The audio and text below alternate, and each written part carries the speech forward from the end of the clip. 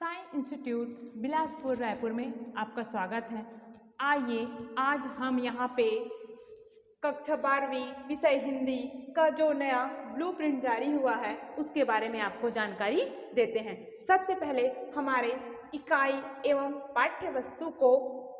3 भागों में विभक्त किया गया है। खंड क, खंड ख और खंड ग।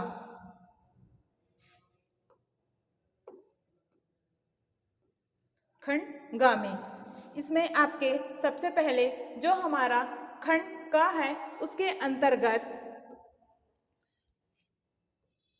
अपठित अंश अर्थात उसको बोला जाता है जिसको हम अपने पाठ्य पुस्तक में नहीं पढ़े रहते हैं, वो चीज़ हमें अचानक से हमारे प्रश्न पत्र में मिलते हैं और जिसको पढ़कर उसके अर्थ और उसमें निहित भाव बोध को समझते हुए उसके नीचे जो करीबन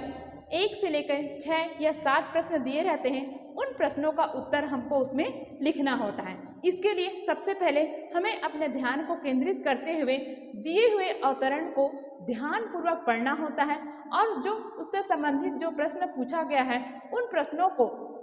दिए हुए अवतरण में अंकित करते हुए सही सही उत्तर के रूप में हमको लिखने होते हैं, जो कि कुल हमारे 12 नंबर के होते हैं, जो जिसमें अति लघुत्तरी के 2 प्रश्न, लघुत्तरी के 5 प्रश्न, इस प्रकार से कुल 7 प्रश्न जो कि 12 अंक के प्रश्न हमको मिलते हैं। उसके बाद अपठित काव्यांश। अपठित काव्यांश से तात्पर्य यहाँ पे उस काव्यांश को बोला जाता है जिस काव्य या कविता को हम लोगों ने अपने पाठ्य पुस्तक में नहीं पढ़ा है, ये भी हमको वहाँ पे अचानक से दिया जाता है, जिसको हम लोग को क्या करना होता है, उसमें निहित भाव सौंदर्य, अर्थ सौंदर्य अर्थात उसमें निहित छंद, अलंकार या किसी भी प्रकार के काव्य सौंदर्य से संबंधित जो बातें किया गया है उसको समझते हुए उससे संबंधित जो प्रश्न नीचे दिए गए रहते हैं उनको हमको इसमें लिखना होता है। ये भी 4 अंक के होते हैं, जो कि अति लघुत्तरी के 4 प्रश्न होते हैं। उसके बाद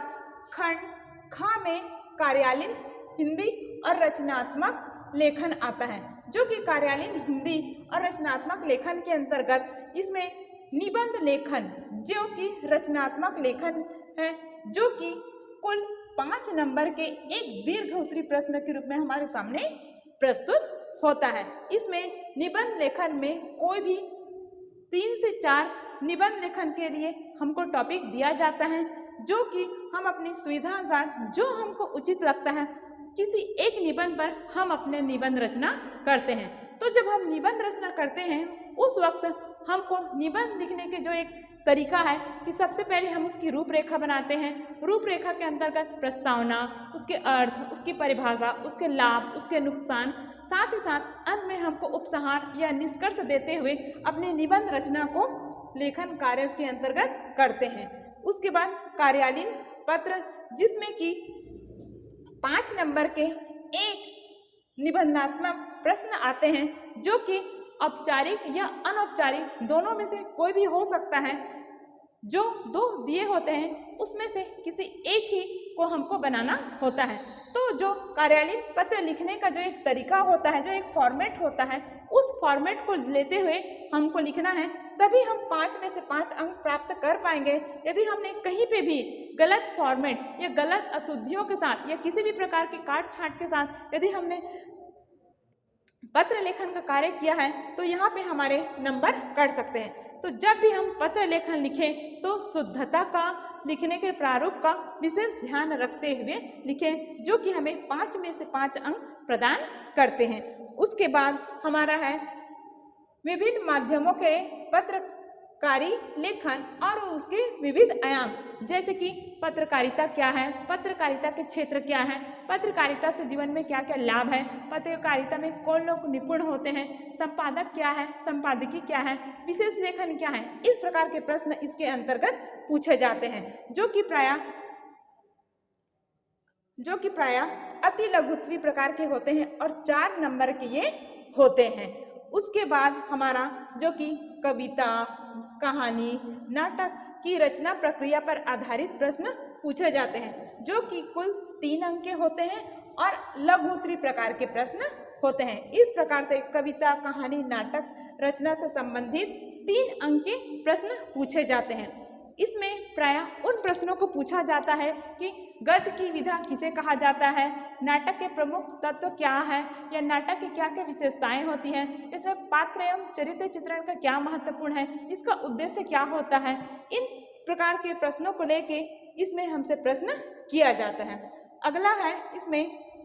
समाचार लेखन की उल्टा पिरामिड शैली, जिसके अंतर्गत जो समाचार लेखन की उल्टा पिरामिड शैली है उसमें हमको ये बताना होता है कि उल्टा पिरामिड शैली क्या है। तो उसको पिरामिड बनाते हुए कि किस भाग में ऊपर में किन बातों को लिखा जाता है, बीच में किन बातों को लिखा जाता है और सबसे अंतिम में किन बातों को लिखा जाता है, इसको पिरामिड के रूप में दर्शाते हुए हमको लेखन कार्य करना होता है। साथ ही साथ इसमें फीचर, आलेख, लेखन से संबंधित भी प्रश्न आते हैं जो कि 3 अंक के होते हैं और लघु उत्तरीय प्रकार के एक प्रश्न पूछे जाते हैं, जिसमें किसी भी विषय पर आपको एक फीचर लेखन लिखना होता है जो कि प्रायः 7 से 8 लाइन में हमको इसके उत्तर लिखने होते हैं। ये किसी भी विषय पे हमको दे सकता है, चाहे वो समस्यात्मक हो, भावनात्मक हो या